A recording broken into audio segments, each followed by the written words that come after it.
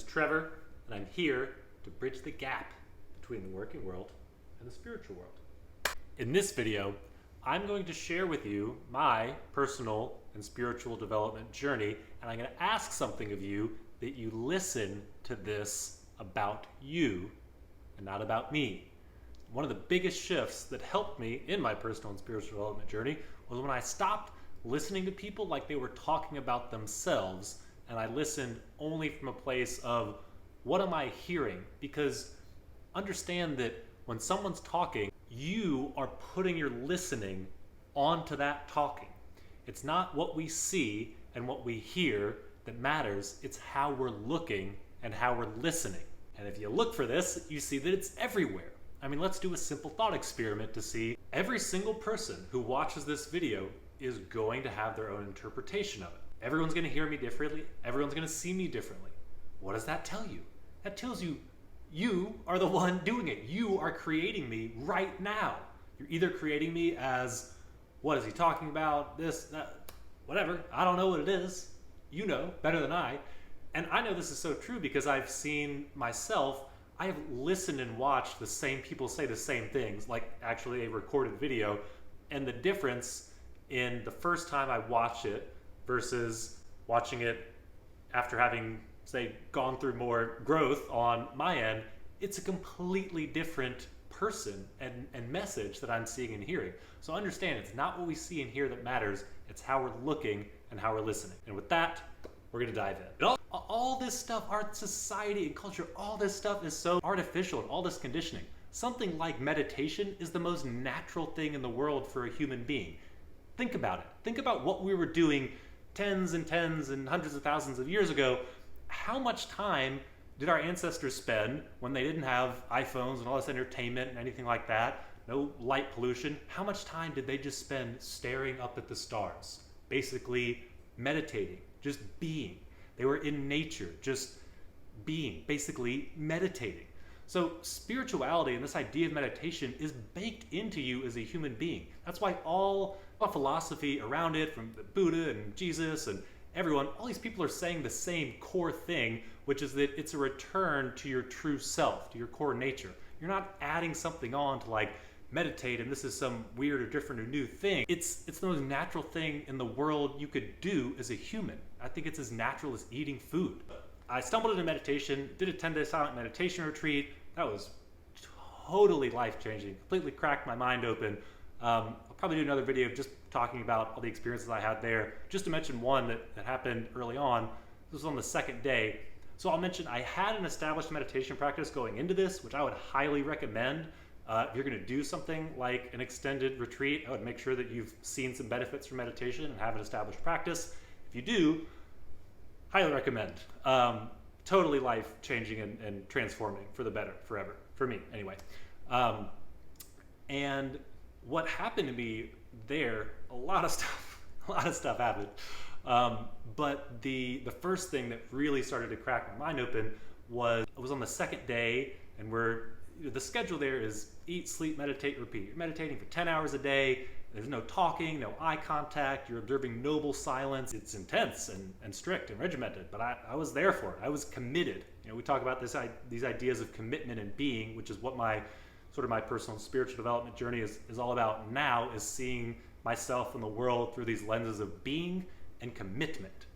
And commitment means like commitment. Commitment means like, go ask any of your friends who have kids, hey, do you think you're ever going to let your children starve? What are they going to say? What? No. Are you kidding? Are you crazy? They might get mad. Like, what a ridiculous question. That's what I mean when I talk about being committed to something, like the commitment a parent has to feeding their child, like that kind of commitment.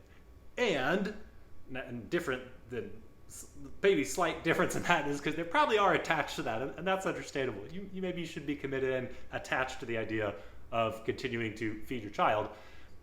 When I also talk about commitment, I talk about it without attachment. And this is where it gets really, really tough to kind of parse. And again, it's something that I see like this much of, and there's an infinite universe of it to see. But I just mentioned that to say, I got committed early on during one of these 2-hour meditation sits that we were doing that I wasn't gonna move. I was like, I'm just not gonna move during this sit. I just kind of decided. Within about 20 minutes, I found myself in like excruciating pain. It is crazy how much pain you could be in just by sitting still and meditating. And so this pain is building all in my body. I'm so uncomfortable. I want to move, but I've made a commitment. I'm committed. I'm not moving.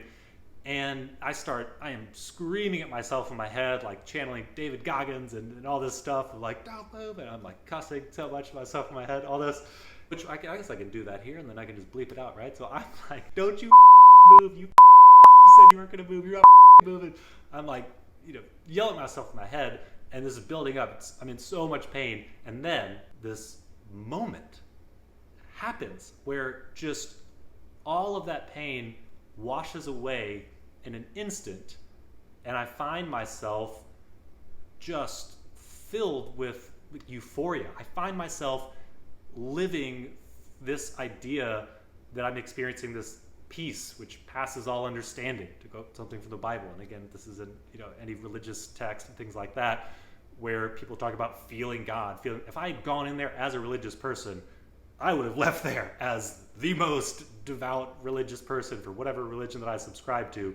That would have solidified everything for me. But instead, I went there staunchly atheist, so intellectual, and like I was a big fan of like The God Delusion by Richard Dawkins and all this stuff. And then I came out of there being like, oh no, there's some stuff out there, and I don't really know what it is. I'm a firmly agnostic, deeply spiritual now. There's just no other way to describe it or be about it other than that. So, all right, that's enough about the meditation stuff. Think I've made that point clear. If I could recommend one thing for you to do, it would be start meditating. 10 minutes a day. Use Headspace. Use whatever. But that'll change your life. That'll change your life in a big, big way. So after that, next thing I got into from there was coaching.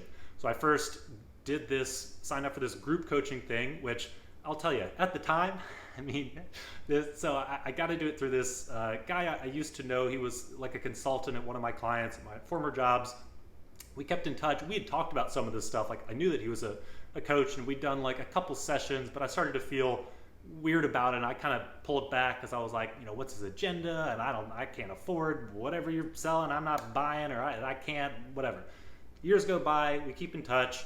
I've done the silent meditation retreat, but then I've kind of found that all that bliss and peace and everything is kind of, I'm not back where I was before. My life was changed forever after that, but I was certainly not as floaty as I was, 9 months later.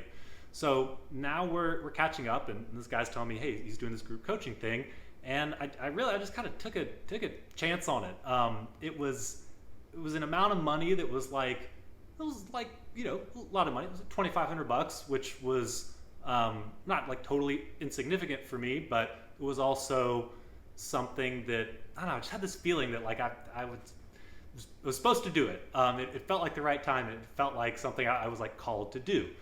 And that's another thing I'll say about this whole journey, personal and spiritual development, is getting used to trusting and listening to your intuition. Like you have this intuition in you, and you can learn how to listen to it, how to trust it, and things like that. That's very difficult to talk about. It's like a muscle that you don't know you have, that you don't know exists. If you know, and please leave comments and let other people know that this is a thing. But if you don't know what I'm talking about, and you're like, I don't know about that, then yeah, I don't know. I can't tell you about it. It is like something. It's like a new language, new skill, new muscle, or something like that you may not have developed yet.